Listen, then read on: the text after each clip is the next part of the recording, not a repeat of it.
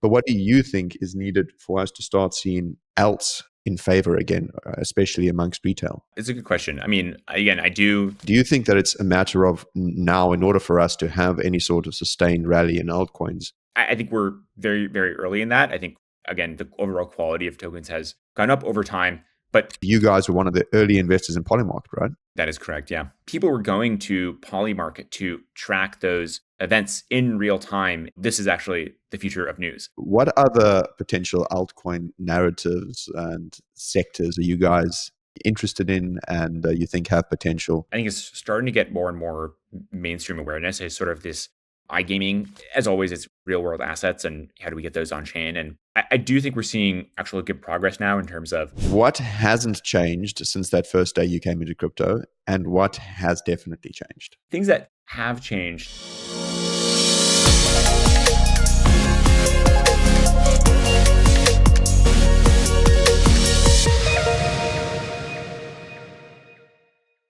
Good morning and welcome back to another podcast episode here on the Coin Bureau. Now, today our guest is Tom Schmidt, a general partner at Dragonfly, one of the most prolific crypto VC firms out there.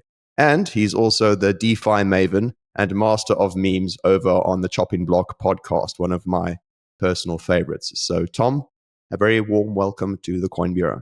Thank you. And thanks for having me. Pleasure having you here. Quick disclaimer before we dive in. Nothing in this episode is financial or investment advice. Please consult the disclaimer in the description for more information, and indeed consult your financial advisor before making investment decisions.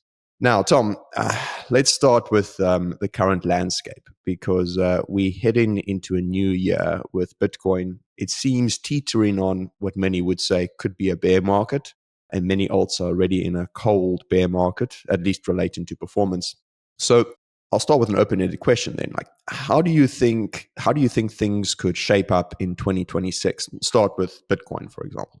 I agree. It's been kind of a weird latter half of the year, especially when you consider how just kind of jubilant the first half of the year was. And I think, I don't think anything's ever monocausal. I think there are many different things that go into, the price action of an asset, like literally down to as simple as, there's more money trying to buy it than, trying to sell it. But I think for something like Bitcoin, one, I mean, you do see obviously, macro jitters affecting, all risk assets. You see, a little bit of gold correlation coming out kind of in Q3.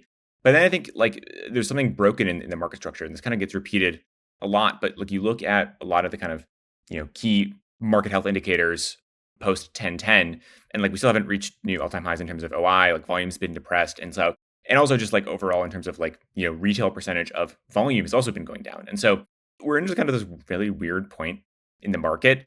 But I do, as a venture investor, always want to be thinking about the long term, right? Like we're going to experience short-term volatility, but I want to know where I can be positioned now so that I can be successful, 5 years from now. And I think when you zoom out and really you look at what's happening in the broader, frankly, financial services landscape, everything is just so bullish for Bitcoin in terms of this being a true asset class that is underwritable and investable by a larger and larger group of investors, talking about sort of broader macro pressure supporting Bitcoin as an asset.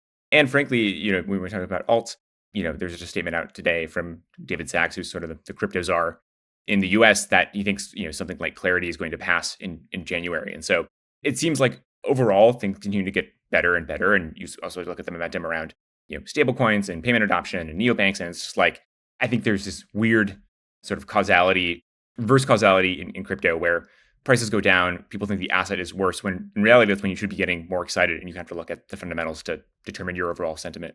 Yeah, I mean, I like the bullish start to this.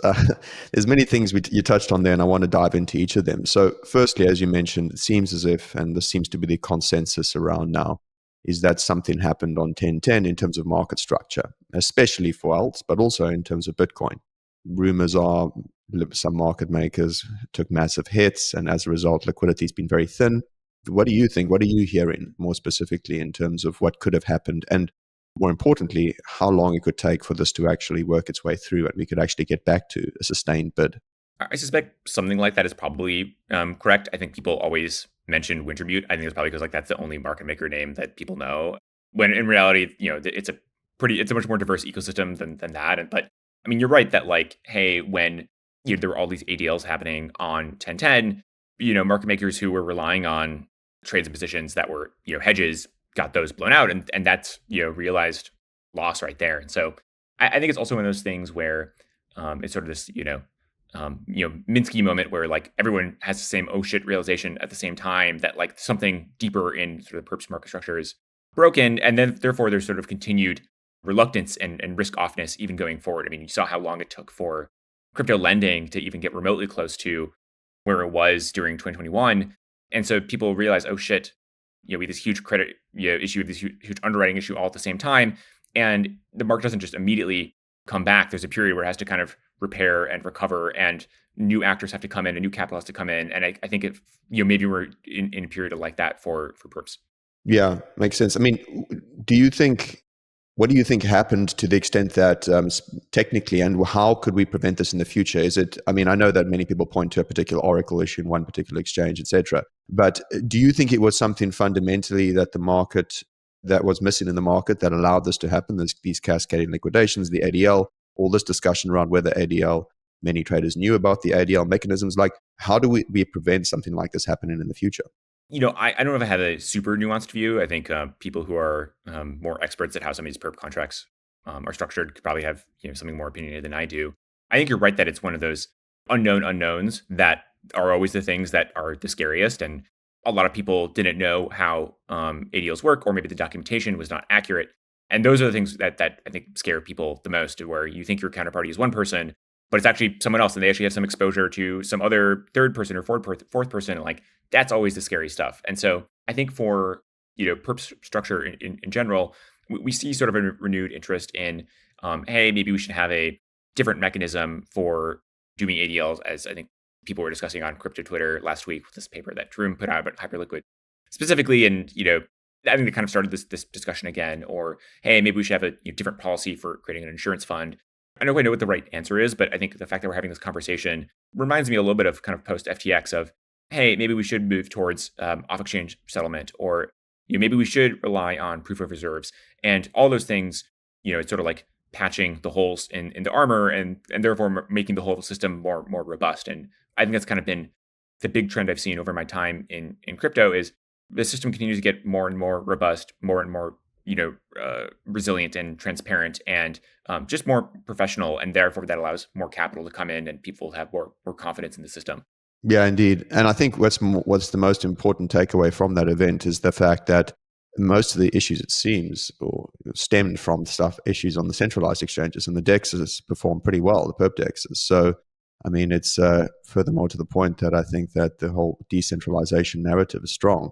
I think just coming back to Bitcoin itself, do you personally, or do you guys there at Dragonfly have a house view on where you think things could be going? And like, I know you got a long-term view, you're VCs, you're not necessarily traders, but maybe let's say this next 6 months. And what do you think, what are the catalysts or potential negative catalysts you see could potentially weigh on it in the next 6 months?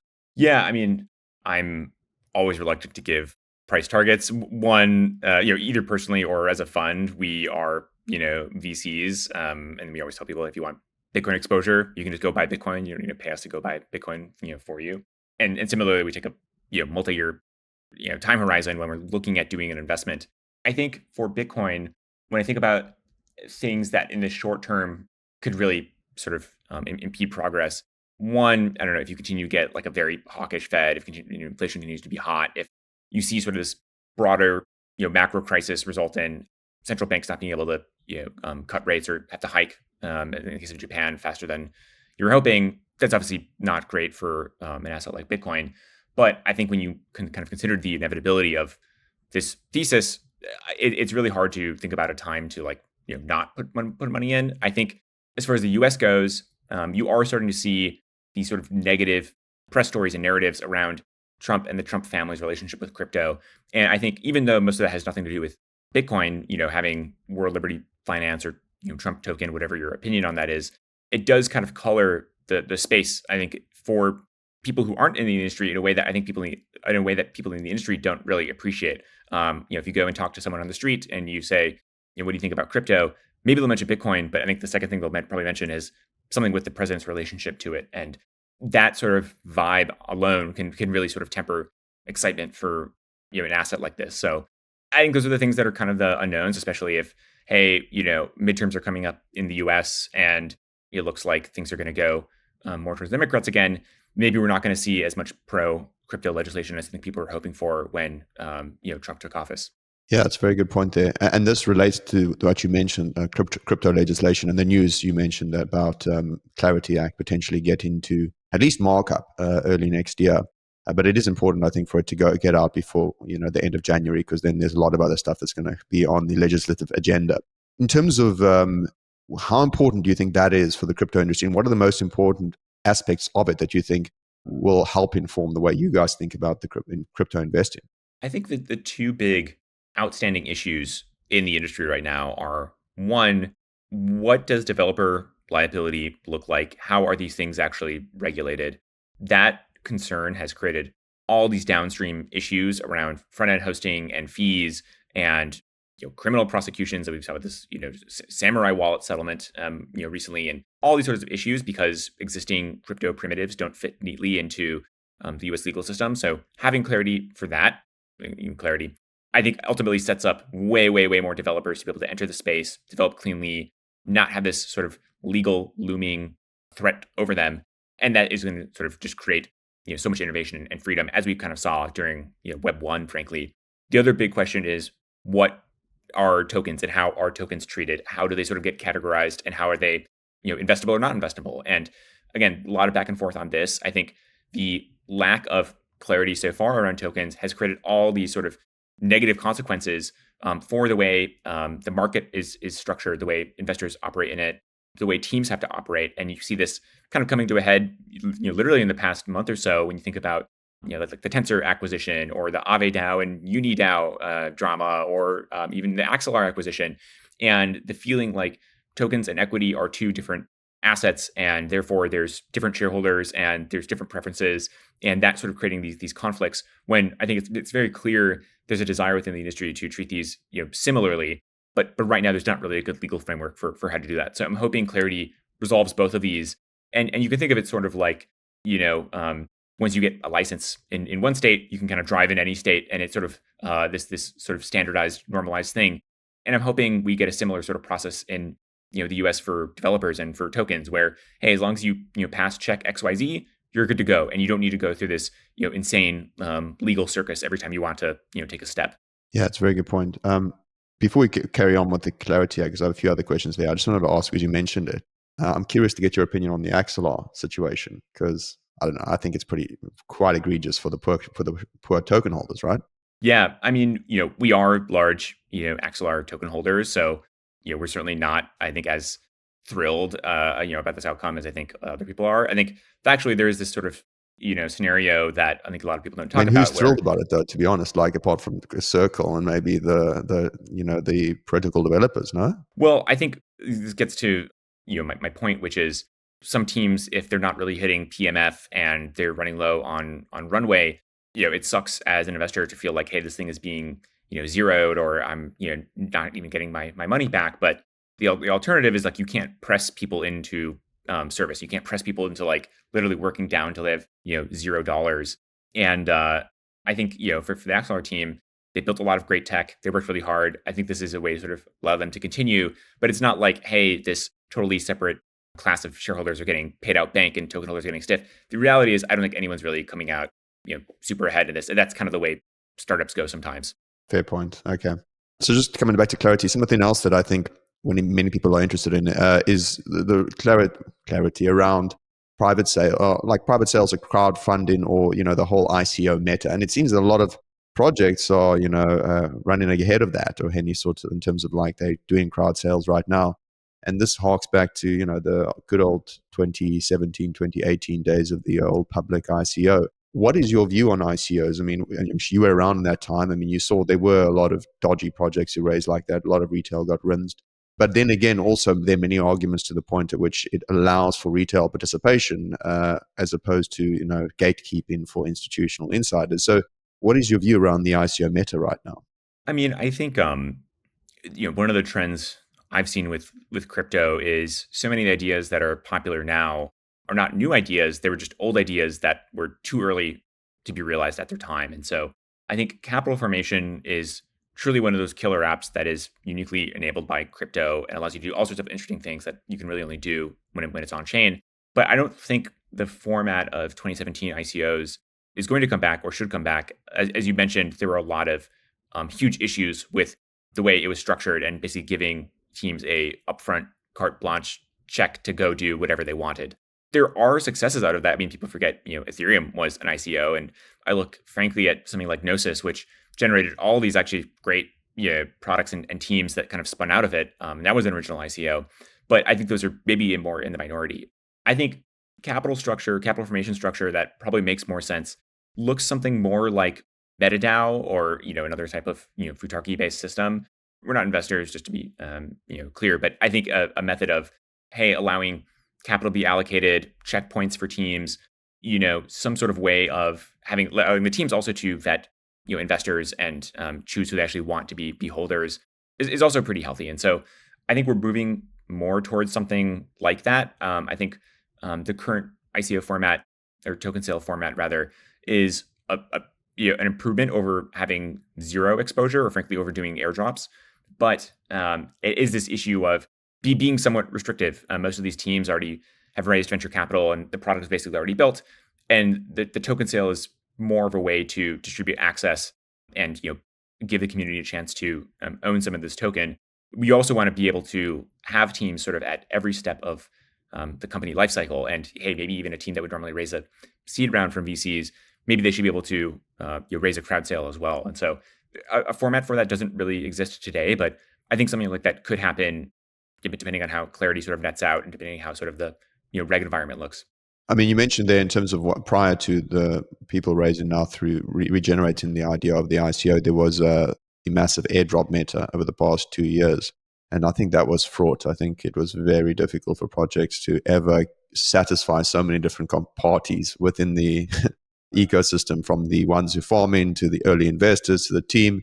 Do you think that the airdrop meta itself is kind of dead? Because I think, I don't know if I recall, there's ever really been a project, at least recently, where everyone was happy with the outcome in terms of airdrops. Yeah, I think maybe other than hype in terms of recent memory, and I think that's in large part because the price of the token ran up so much post airdrop. I think people forget that most don't, and so therefore your airdrop kind of continues to go down over time. I agree that sort of the classic, I think it's like Goodhart's law. Like as soon as something a measurement starts to be the goal, then it stops being a good measurement. I think that's basically what's happened with airdrops when they're so predictable and they just get gamed and it's this cat and mouse around sibling. I think an airdrop that is basically a retroactive liquidity farming, I think that sort of modality will continue to be successful. We've seen that when done well, that could be a really great way to bootstrap liquidity for teams that don't want to or can't raise huge amounts of capital upfront. And so I think teams that are starting new exchanges or other multi-sided markets will probably find ways to distribute tokens or points to users who are providing value proportional to how much they're providing value. I think the thing that's not going to happen is teams that are just doing mass airdrops in the hope of getting some holder base and getting people excited.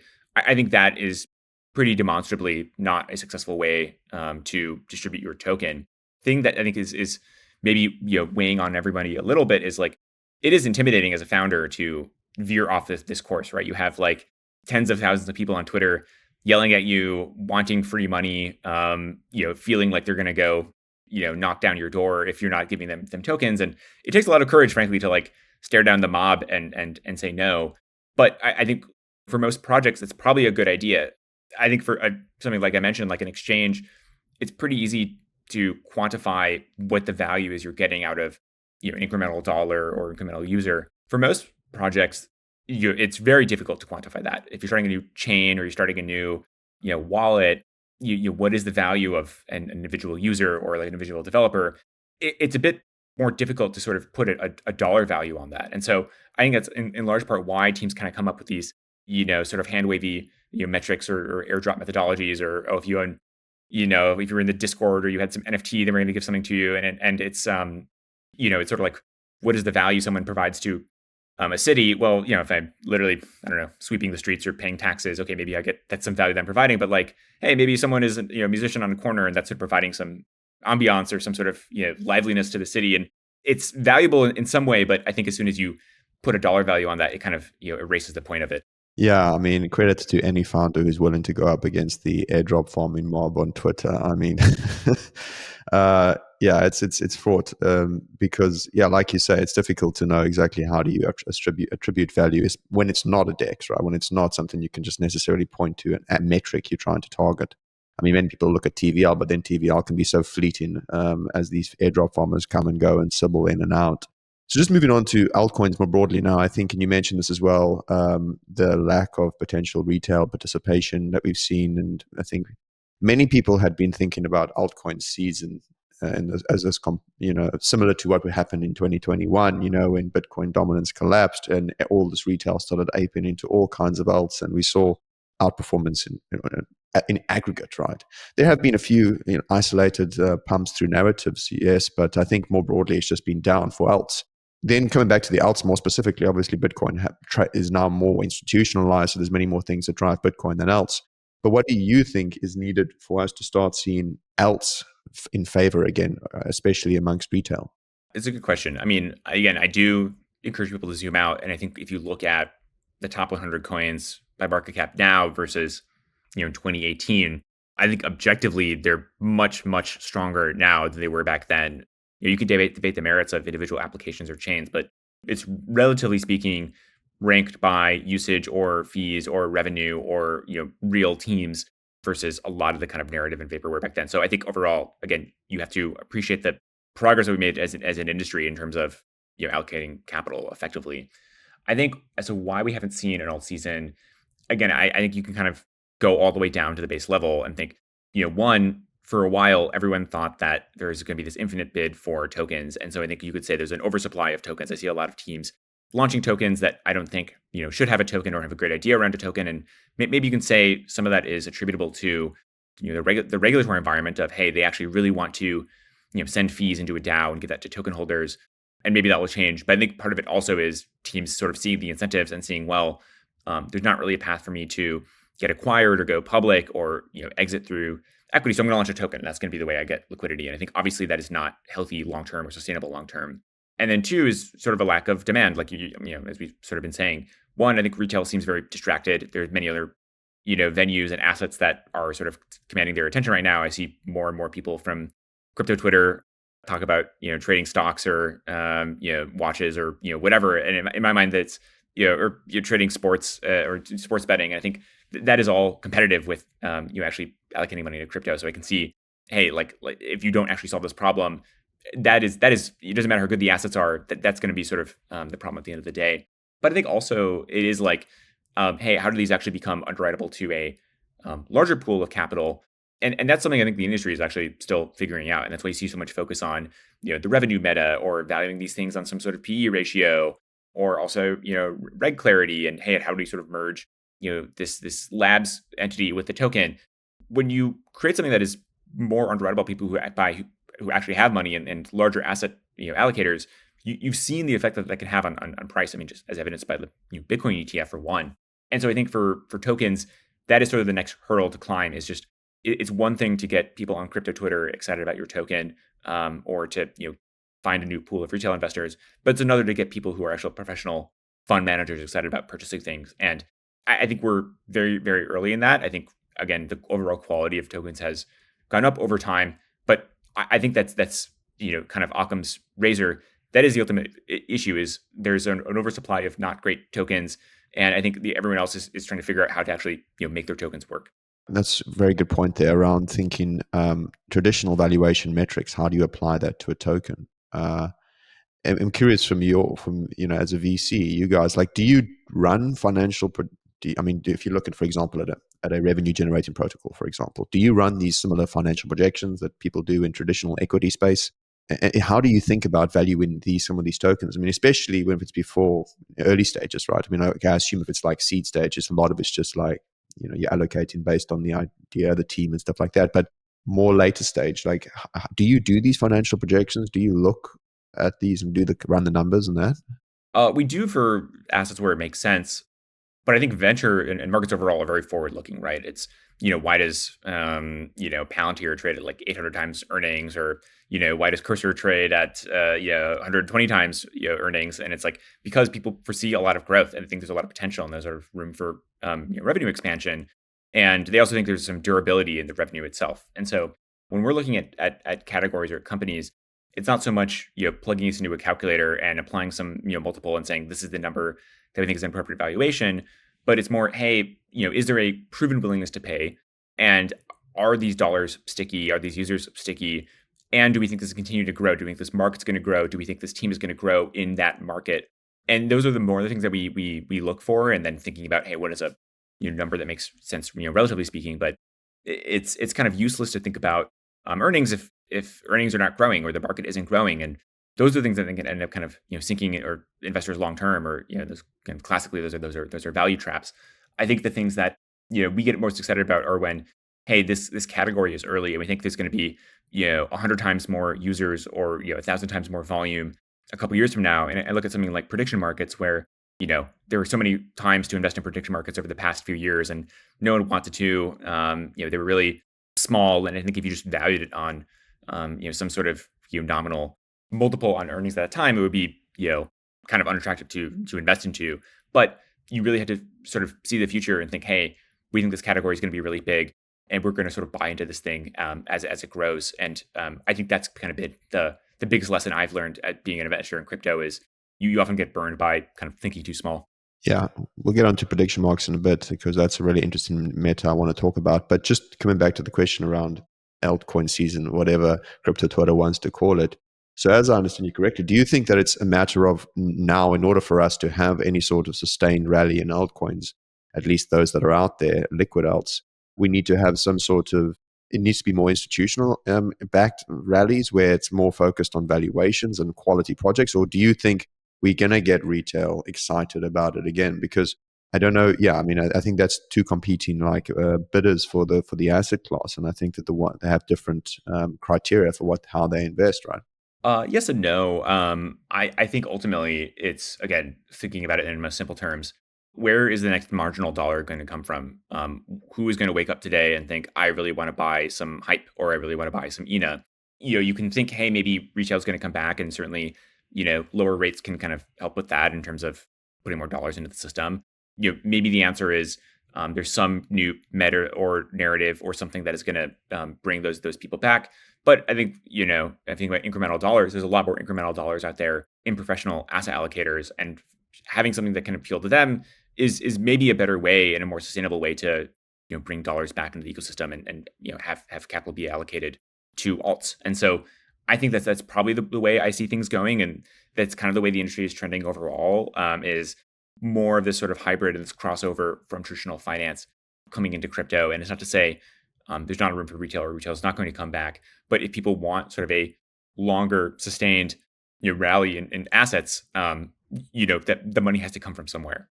And indeed, I think that right now we're seeing the onboarding of institutional rails into be able to invest in altcoins through ETF wrappers and other structured products will help bring that forward potentially, as long as there is the narrative and the meta seems interesting for these institutional allocators. So they definitely, greasing the wheels there.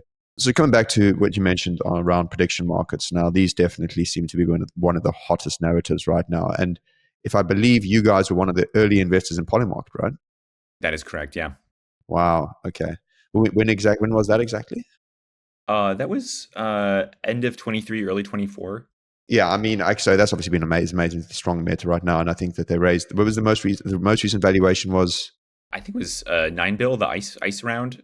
So ICE, which owns NYSE and a bunch of other exchanges, let $1 billion into Polymarket.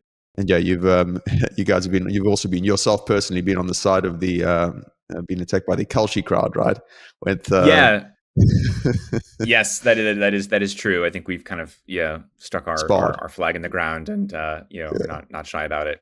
But okay, so how do you see this shaping up? I mean, especially running into a new year. I mean, the prediction markets, they seem to be getting closer and closer to that single known truth. You see some of these events they've had success at, and how do you think this sector plays out over the next 1, 2, 3 years? The thing that got us excited about Polymarket was seeing the diversity of markets that people were interested in trading. I think, we have been excited about prediction markets for a very long time. I remember, Predict It and InTrade, way back when I was in college, and, Augur, and kind of all these different generations of prediction markets. And I think one of the problems that they suffer from, not just obviously the sort of reg barrier in the US, but also this hypercyclicality of getting these huge spikes around elections, and then really having kind of middling volume the remaining few years. And that's just not a way to build a sustainable business. That was one of the reasons why, when I initially met Shane, I think it was I just started at Dragonfly and was raising like his seed round. I love Shane, like clearly extremely infectious energy, extreme prediction market nerd. I kind of remember the call. He was like bopping around the sofa on his laptop and talking about investing in the Ethereum ICO, and just like you occasionally see those founders that are just like extremely high energy.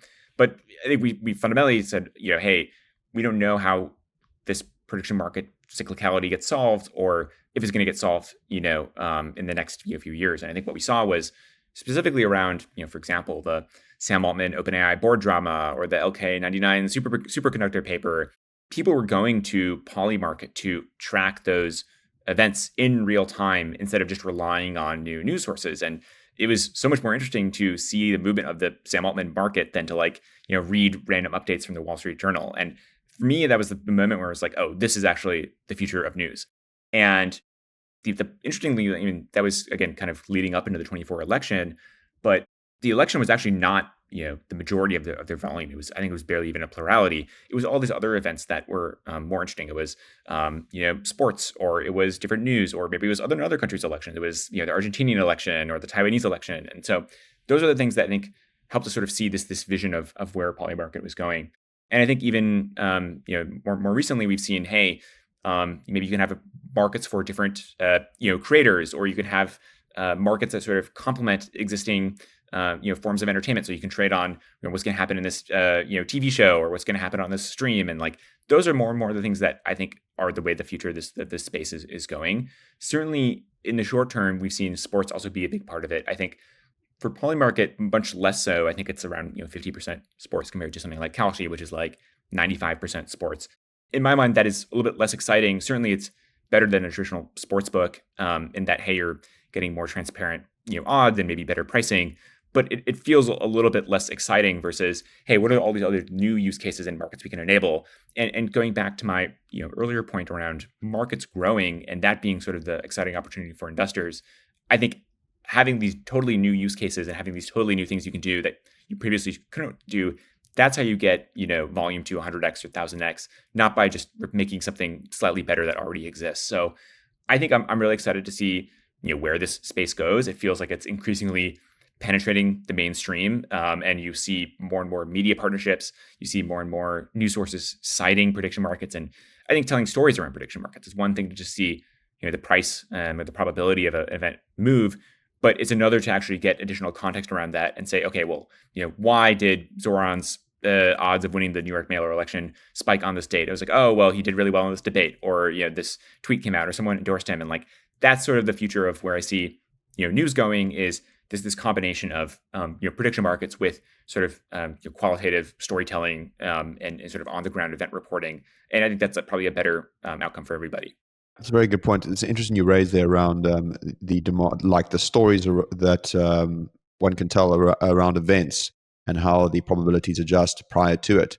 And this is probably a lot of good marketing for Polymarket prior to the election. I mean, let's admit it. I mean, that was probably one of the reasons why it became a household name. But in terms of now, to be able to offer the likes of regular betting on sports, for example, you say Kalshi's got an advantage there. Is that on a regulatory thing? And if so, is this? I believe Polymarket is applying for many different licenses in these states. I think they got something in New York recently, or so Polymarket is live in the U.S. now. So they do have their CFTC regulated licenses. They're rolling out the U.S. product. I believe it's in invite mode still, but you can go in the App Store and get the Polymarket app, and you can trade CFTC regulated event contracts as a U.S. Resident. The interesting thing with Polymarket is obviously all of it so far has been international. So it's non-U.S. people, who maybe want to trade the U.S. election or trade sports, but that's all happening on chain, transparently, programmatically. And that stuff is also really cool. So, they do have these sort of sports contracts that are happening on chain right now. The point I was making more broadly is, hey, there's a more diversified set of markets and market participants that are happening on Polymarket, whereas Kalshi is, the majority of that volume is coming from Robinhood specifically, but then it's also, mostly in sports. And a lot of that in my mind is more just, regulatory arbitrage, right? It's, hey, we don't actually want to be, regulated per state as a sports book. And so we're going to offer these event contracts, and, we'll see how durable that is. Yeah, interesting. Putting your VC hat on now, I mean, how do you think the prediction markets landscape looks in, let's say, 5 years' time? The big question is, hey, can you actually own distribution? I think what you've seen, again, just over the past 6 months is all these existing large financial services providers or brokerages are either acquiring or launching their own, DCM, DCO, or basically offering event contracts to their users. So Robinhood announced they're launching their own with Susquehanna. Fanatics is doing their own to offer sports event contracts. I think if you're just going to be middleware, you're just going to be sort of this sort of platform that lets anybody buy and sell event contracts. I think you end up just getting totally compressed on fees, and it's sort of this race to zero in terms of your ability to actually monetize. And so I think that's why you see Kalshi really trying to make a push right now to become a sort of a consumer brand and a household name. That's why Polymarket, I think, has also been doing a really good job at this. I think Shane tweeted out their similar web stats the other day, and they have 30 million or 40 million monthly uniques just in the US. And so it's sort of slowly getting there, of this being a place where users go to learn more about what's happening in the world, or make a prediction on it. I think that the question is, can you make that a sticky behavior, or do you end up just being sort of this provider to these other applications and then end up getting kind of squished? So we'll see. I do think the overall trend though for prediction markets is just up and to the right. People, I think, understand how interesting this is as a instrument for expressing a trade or a point of view. This is kind of one of the things that people talk about a lot, is, hey, you can have an opinion on the world. Maybe I think Democrats are going to take the House but not the Senate, or I think Trump is going to announce war with Venezuela. And there's ways to express that point of view via trading. Maybe you want to go long oil, or you want to go short US real estate, but those are very lossy, right? Like that asset can go up or down for a different reason. Or very famously, SBF, back when he was with us, he thought Trump was going to win the 2016 election, and that would be really bad for stocks, for US equities, but actually ended up being really good for US equities. And so ended up losing a bunch of money on that trade, even though he knew that, or predicted correctly that Trump was going to win the election. And so prediction markets are, I think, a much more precise, much more granular way for people to be able to trade and express their point of view on the world. And that's kind of what you see now with these new event contracts, of you can just trade company earnings if they're going to beat or miss, or you can just trade, hey, what do you think the Fed is going to do tomorrow, or hey, what do you think is going to happen in terms of the popular vote in this particular state or county? And I think that's going to be interesting to see, of just what other sorts of events or other sorts of forms of expression are people going to discover. Yeah, that's a very good point you make there around isolating for the exact event itself without all the other variables that usually come into trying to trade markets, right? So just coming back, that's prediction markets has definitely been a hitter this year in terms of a narrative. What other potential altcoin narratives and sectors are you guys interested in, and you think have potential going into the new year? Coins specifically, I think one area that I think is starting to get more and more mainstream awareness is sort of this iGaming space. So think of things like Stake or Shuffle. More investors in MyPrize and Yeet, which are two sort of competitors in this category. These are just really incredible businesses that I think provide just a materially better option than what is existing already on the market from maybe an existing physical casino or existing online gaming platform. The interesting thing with crypto is, hey, you can accept payment in any sort of asset. You can offer loyalty points. You can offer different types of games. You can have sort of verifiable fairness. And I think people are starting to recognize and wake up to this. And I think we'll start to see more of those types of games also just come on chain.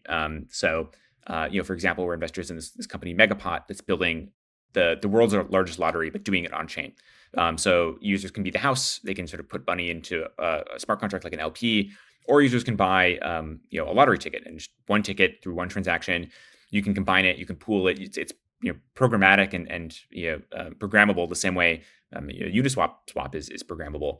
And the interesting thing there is lotteries are global. Every country, every state has some sort of lottery. Pretty much, they're pretty much all state mandated monopolies, and therefore they have insanely high take rates. Right, it's like 50-60% take if you're playing the lottery in the U.S.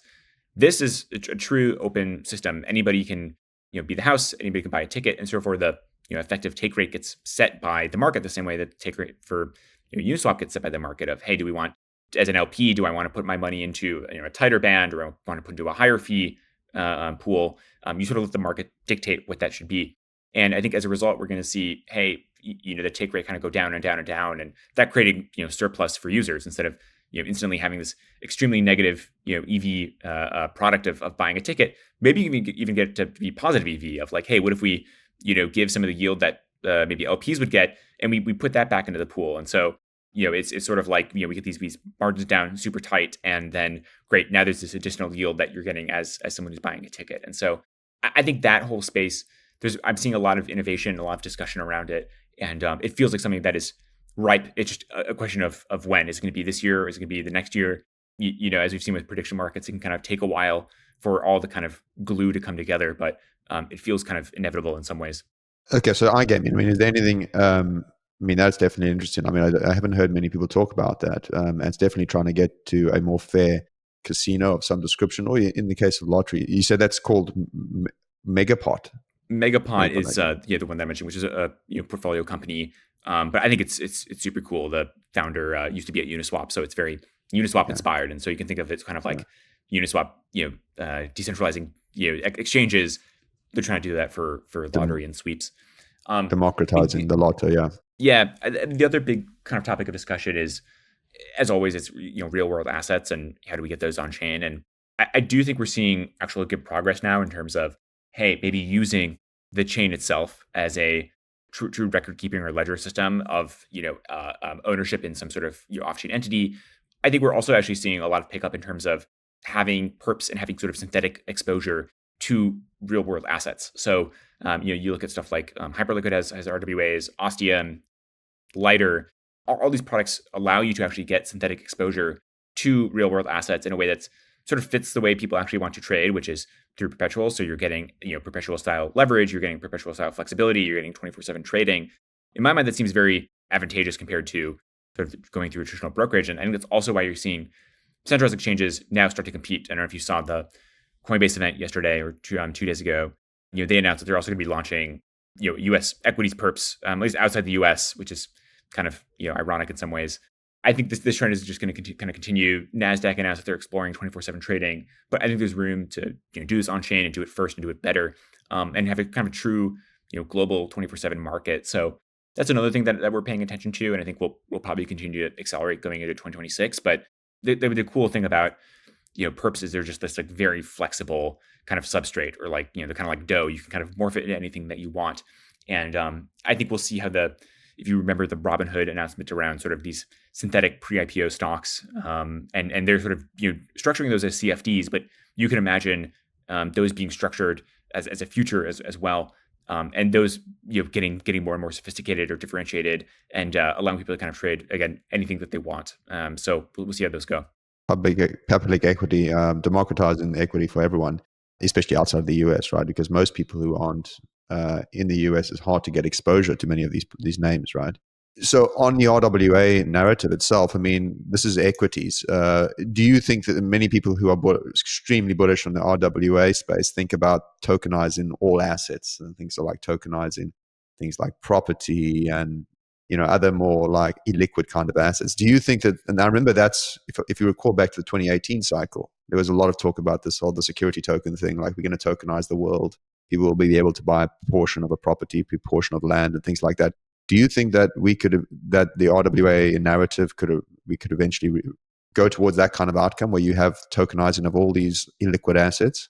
I'm a bit more skeptical of this truly taking off. I think, again, we've seen prior attempts at this, and I think for a lot of these assets, the illiquidity issue is not so much a byproduct of where the actual cap table or ledger is stored or how it gets traded, but more, of course, if you own some random apartment building in Ohio there aren't that many buyers or sellers for it. And so, of course, it's going to be kind of illiquid.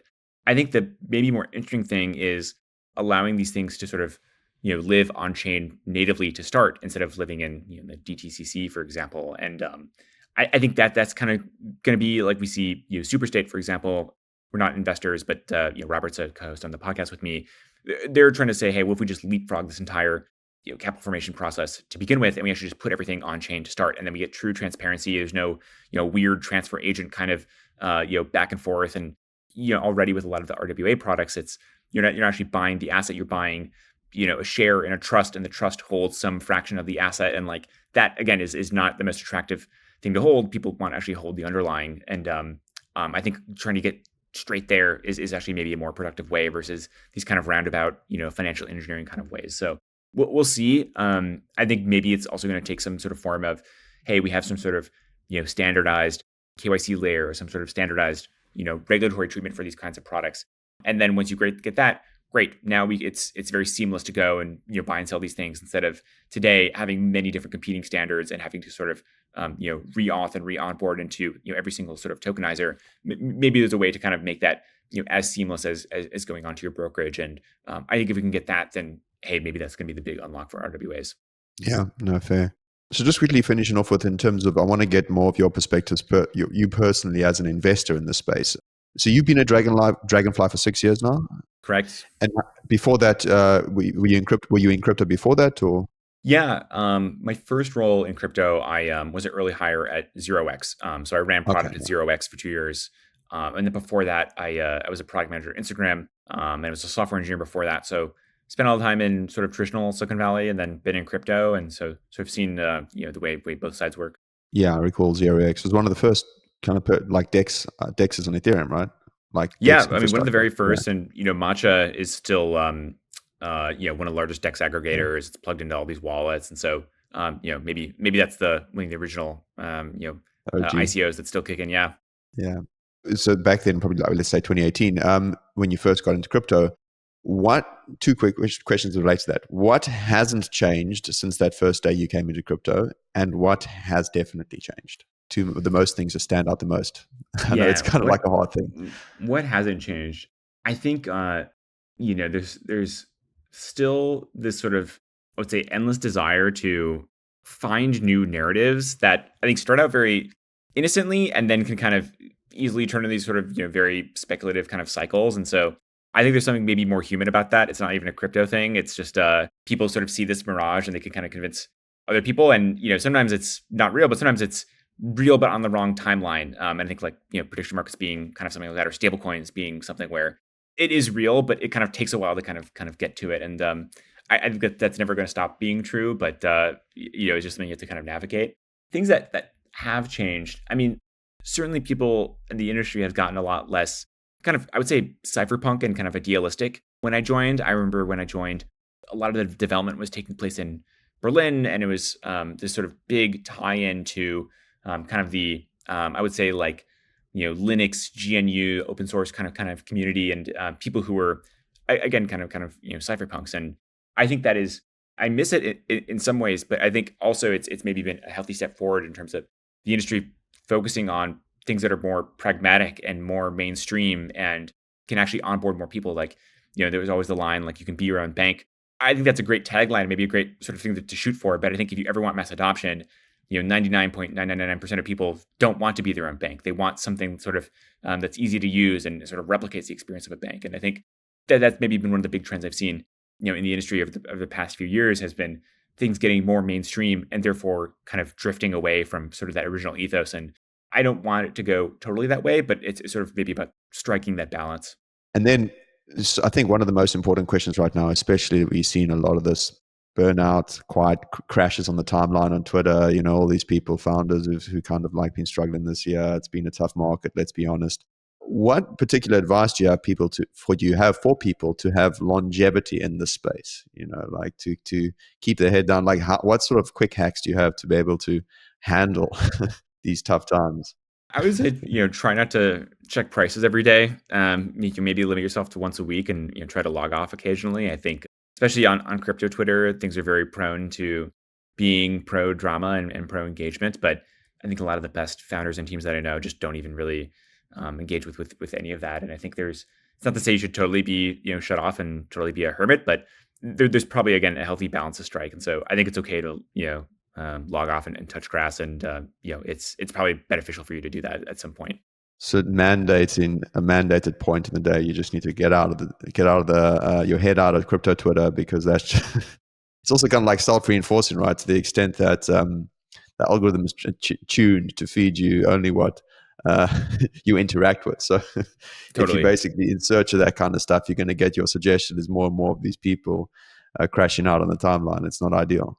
Yeah, there's something probably vicious cycle about that. So, but again, the best things are not built overnight. They're probably not built on Twitter either. It does require someone plugging to kind of make a dent in the industry, and it's okay to sort of take the time that you need to do that. Nothing worthwhile in life is easy, right? It's true. Well, thanks a lot, Tom. I really appreciate you coming on. It's always good to get the bullish case from veterans in the space. It invigorates us. So we appreciate that a lot. We'll leave links to your Twitter and the chopping block down below. Where else can our viewers follow you and your thoughts on the market? Twitter is probably the best way, or feel free to shoot me an email. I'm just tom@dragonfly.xyz. Cool, we'll do. Well, thanks a lot, Tom. Appreciate it. Hopefully we can do it again soon. Yeah, would love to. Thanks for having me. Cheers, guys.